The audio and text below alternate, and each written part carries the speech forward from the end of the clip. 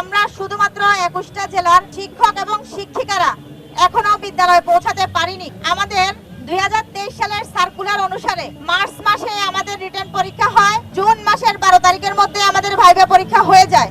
এরই মধ্যে জুলাই আন্দোলন শুরু হয়। বৈষম্য বিরোধী ছাত্র আন্দোলনের অংশীদার আমরা সবাই ছিলাম, কিন্তু বর্তমানে আমরা তৃতীয় ধাপের ঢাকা এবং চট্টগ্রাম বিভাগের 21টি জেলা আমরা নিজেরাই বৈষম্যের শিকার হচ্ছি।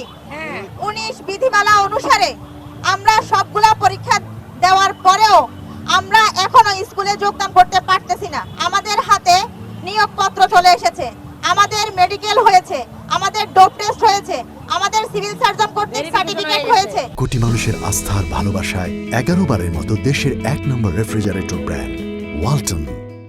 আমাদের পুলিশ ভেরিফিকেশন হয়েছে, এর পরেও আমরা এখনো যোগদান করতে পারতেছি না। কেন পারতেছি না? যারা সুপারিশপ্রাপ্ত হয়নি, যাদেরকে বর্তমান সরকার কর্তৃক সিলেক্ট করেনি, তাদের মধ্য থেকে 31 জন ব্যক্তি আমাদের এই ফলাফলটাকে কেন্দ্র করে অধিদপ্তরের উপর চ্যালেঞ্জ ছুড়ে তারা রিট করে। যারা রিট করেছে তারা চাকরি পায়নি। আমি আবারও বলছি, যারা রিট করেছে তারা চাকরি পায়নি। চাকরি পেয়েছে কারা? 6531 জন। চ্যালেঞ্জ করেছে কাদের বিরুদ্ধে?